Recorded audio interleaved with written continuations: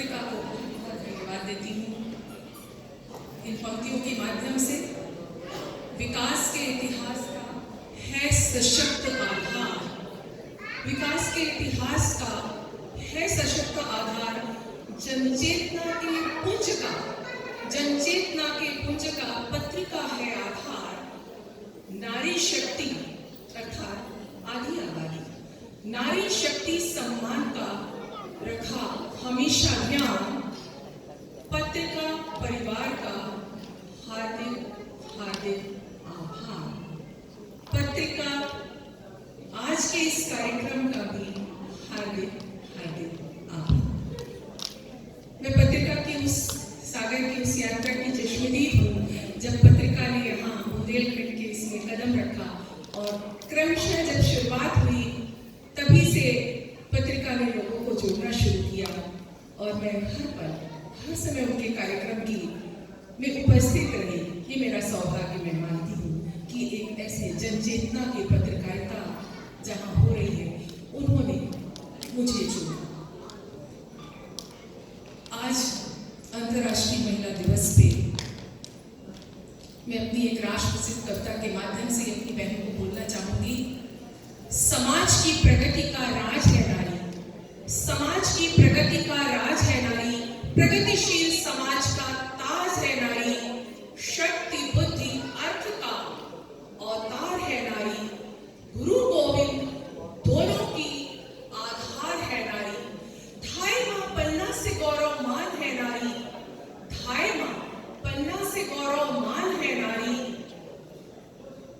सृष्टि के नियमों का संचार है नारी, सृष्टि के नियमों का संचार है नारी, मानस व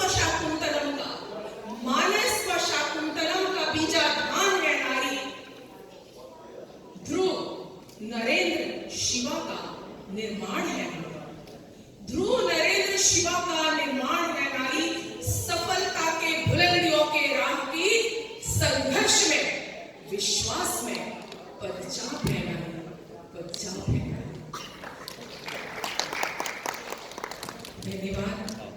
और पत्रिका समूह से मैं आगाज करूंगी कि आज के दिन वो एक और संकल्प ले।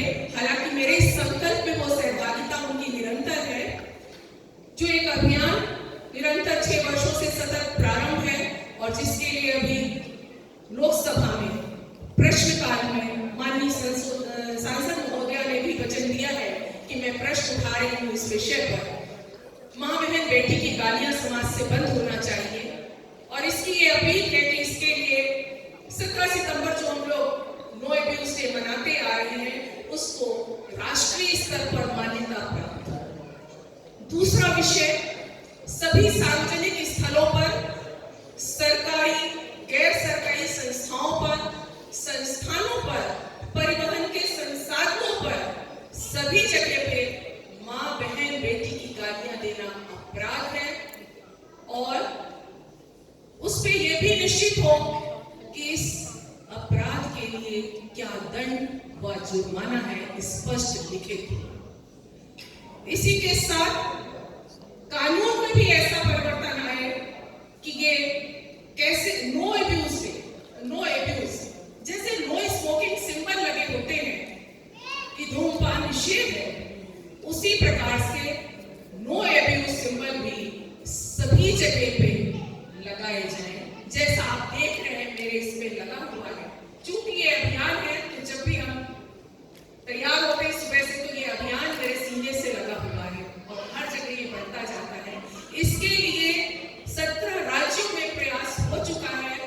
माननीय श्री नरेंद्र मोदी जी ने अगस्त 22 में 15 अगस्त 22 को इसी पर से अपील की थी सार्वजनिक रूप से सभी भारत के नागरिकों से कि क्या आप महिलाओं को अपमानित करने वाले शब्दों को रोकने के लिए संकल्प ले सकते हैं ना बोलने का।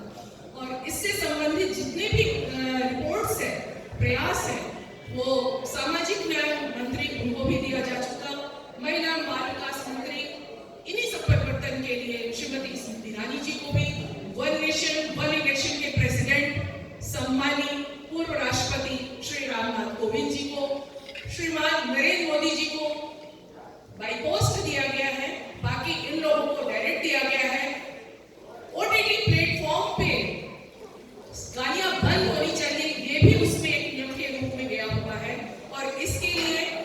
आशुतोष राणा जी को और श्री मुकेश तिवारी जी को संकल्प दिलाया मैंने इसी सागर की भूमि में विश्वविद्यालय के कार्यक्रम में।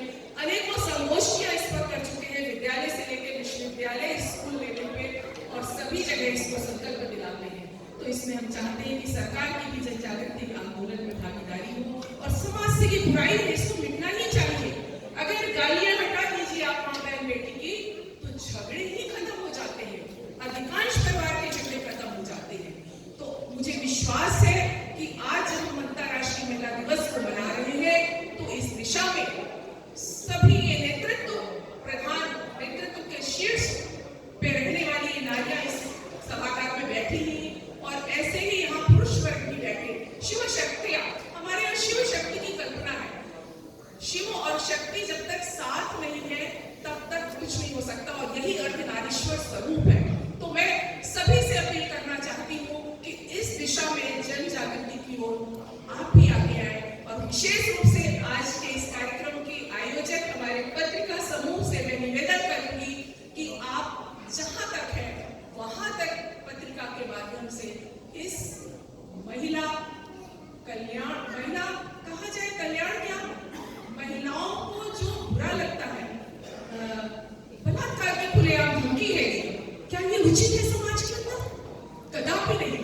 और कोई पुरुष वर्ग भी नहीं चाहता इस चीज को, क्योंकि जो इसमें हमने एक डाटा सर्वे किया हुआ है गूगल उसके माध्यम से, उसमें 95.8% पुरुष और स्त्रियों का बराबर का अनुपात है जो नहीं चाहते हैं समाज के अंदर। पुनः इस अपील के साथ आज के